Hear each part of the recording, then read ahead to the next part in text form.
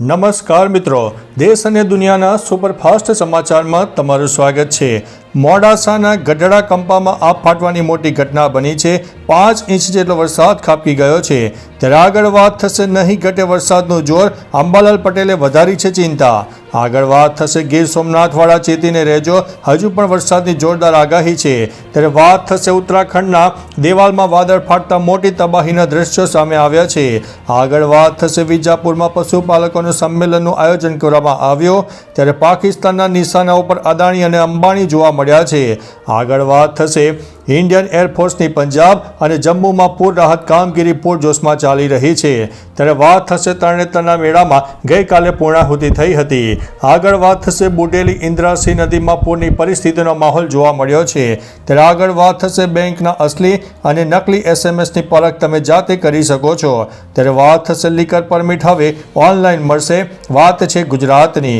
આગળ વાત થશે રાજ્યના 103 તાલુકામાં વરસાદ નોંધાયો છે, સૌથી વધુ ક્યાં પડ્યો છે જાણી લો આ વિડીયોમાં। ત્યારે આગળ વાત થશે જાપાનથી પીએમ મોદીની મોટી જાહેરાત સામે આવી છે।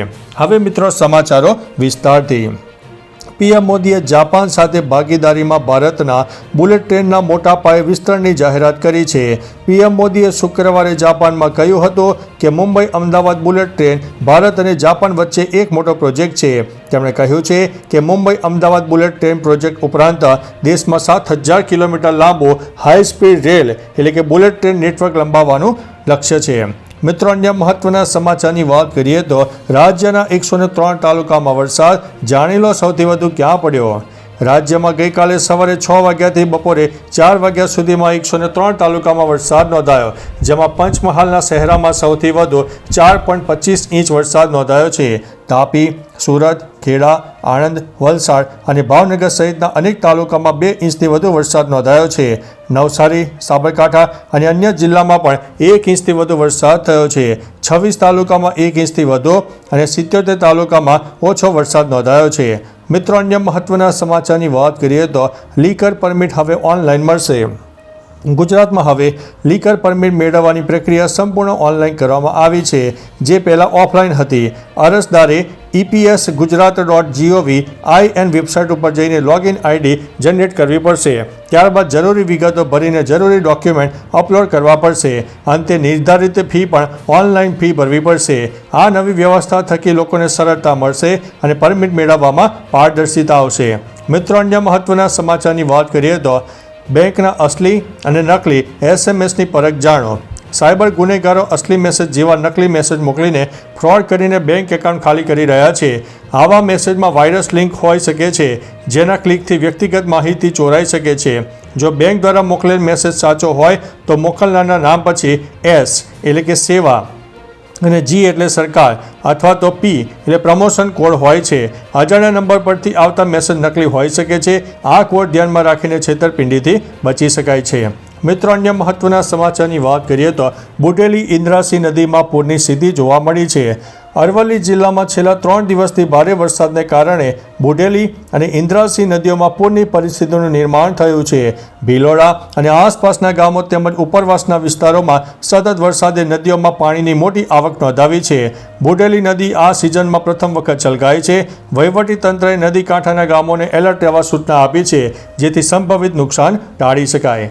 મિત્રો, અન્ય મહત્વના સમાચારની વાત કરીએ તો સુરેન્દ્રનગરના તરણેતર ગામ ખાતે કેવડા ત્રીજથી તરણેતરનો મેળો શરૂ થયો। વિશ્વ પ્રસિદ્ધ ત્રિનેત્રેશ્વર મહાદેવના સાનિધ્યમાં તરણેતરના મેળાની ગઈકાલે પૂર્ણાહુતિ થઈ। અંતિમ દિવસે પોલી પરિવાર દ્વારા ત્રિનેત્રેશ્વર મહાદેવ મંદિરે ધજા ચડાવવામાં આવી હતી। આ મેળામાં પશુ સ્પર્ધા, ગ્રામીણ ઓલિમ્પિક આકર્ષણનું કેન્દ્ર રહ્યું હતું। આ સાથે દેશ વિદેશથી લોકોએ આ મેળાની મોજ પણ માણી હતી। મિત્રો, અન્ય મહત્વના સમાચારની વાત કરીએ તો ઇન્ડિયન એરફોર્સની પંજાબ અને જમ્મુમાં પૂર રાહત કામગીરી સામે આવી છે। હાલ પંજાબ અને જમ્મુમાં ભારે વરસાદને કારણે પૂરની પરિસ્થિતિનું નિર્માણ થયું છે। આ વચ્ચે ઇન્ડિયન એરફોર્સ દ્વારા પંજાબ અને જમ્મુમાં પૂર રાહત કામગીરી ઝડપી બનાવવામાં આવી છે, જેમાં MI-17 અને ચીનુક હેલિકોપ્ટરોને ડેરા બાબા નાનક, પઠાણકોટ અને અખનૂર સેક્ટરના પૂરગ્રસ્ત વિસ્તારોમાં ફસાયેલા નાગરિકોને બહાર કાઢવા માટે 55થી વધુ ઉડાન ભરી હતી, જેમાં સેના અને સરહદ સુરક્ષા દળના જવાનોએ સમાવેશ થાય છે. મિત્રો, અન્ય મહત્વના સમાચારની વાત કરીએ તો પાકિસ્તાનના નિશાના ઉપર અદાણી અને અંબાણી. પાકિસ્તાનના ઉદ્યોગપતિએ પોતાની મેલી મનસા જાહેર કરી છે. પાકિસ્તાન ઉદ્યોગપતિ સાજિદ તરારે પાકિસ્તાન સેનાની રણનીતિ પર વાત કરતા જણાવ્યું કે તેઓ LOC પર નાના હુમલા નથી કરવા માગતા, પણ તેઓ અદાણી અને અંબાણીના ઉદ્યોગોને ટાર્ગેટ કરીને હુમલા કરશે. સાજિદ તરારના મત અનુસાર આનાથી ભારતને આર્થિક અને માનવીય રીતે નુકસાન થશે. સાજિદ તરાર બિઝનેસમેન, વકીલ અને પોલિટિક્સ ઇન્ફ્લુએન્સર છે. મિત્રો, અન્ય મહત્વના સમાચારની વાત કરીએ તો વિજાપુરમાં પશુપાલકોનું સંમેલન યોજાયું.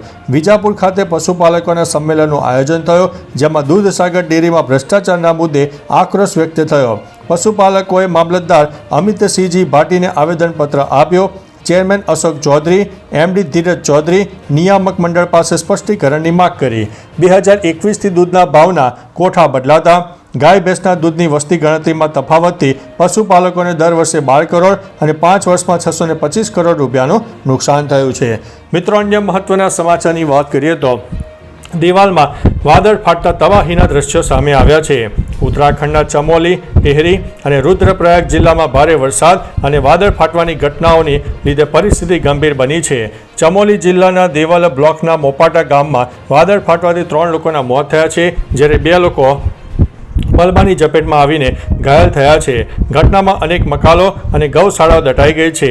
સાથે જ 15થી 20 પશુઓ મલબામાં દટાયા હોવાની પણ આશંકા છે. મિત્રો, અન્ય મહત્વના સમાચારની વાત કરીએ તો ગીર સોમનાથવાળા ચેતીને રહેજો, ભયંકર વરસાદની હજુ પણ છે આગાહી. ગીર સોમનાથના વેરાવળ બંદરે ફરીથી 3 નંબરનું સિગ્નલ લગાવવામાં આવ્યું. હવામાન વિભાગે આગાહી કરી છે કે ગીર સોમનાથમાં 50થી 60 કિલોમીટર પ્રતિ કલાકની ઝડપે પવન ફૂંકાય તેવી શક્યતા છે. આ પરિસ્થિતિને ધ્યાનમાં રાખીને માછીમારોને દરિયો ન ખેડવા માટે સૂચના આપી દેવામાં આવી છે. સાથે દરિયા કિનારે રહેતા લોકોને સાવચેત રહેવા માટે પણ અપીલ કરવામાં આવી છે. સુરક્ષિત સ્થાન ઉપર રહેવાની પણ સલાહ આપવામાં આવી રહી છે. મિત્રો, અન્ય મહત્વના સમાચારની વાત કરીએ તો નહીં ઘટે વરસાદનું જોર, અંબાલાલ પટેલે વધારી છે ચિંતા.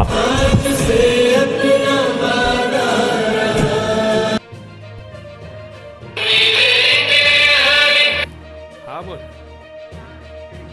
સીધે આવી ગઈ, જુહી આવી ગઈ. ઓ સીધ તો રેનકોટ જ કઈ પહેર્યો તેણે. હા પણ એ તો અમે રેનકોટ પહેરીને નહીં ફાવતું કે આવી ગયો હોય, જુહી આવી ગઈ. ના નહીં પલટા, કોથરી મેં લઈ લેના. કેમ ને તું પલટી ગઈ હતી જતા?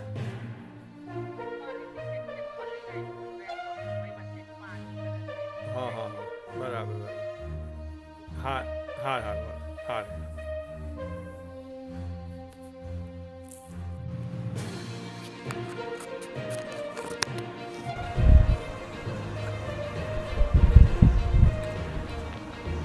મિત્રો, અન્ય મહત્વના સમાચારની વાત કરીએ તો નહીં ઘટે વરસાદનું જોર, અંબાલાલે વધારી છે ચિંતા.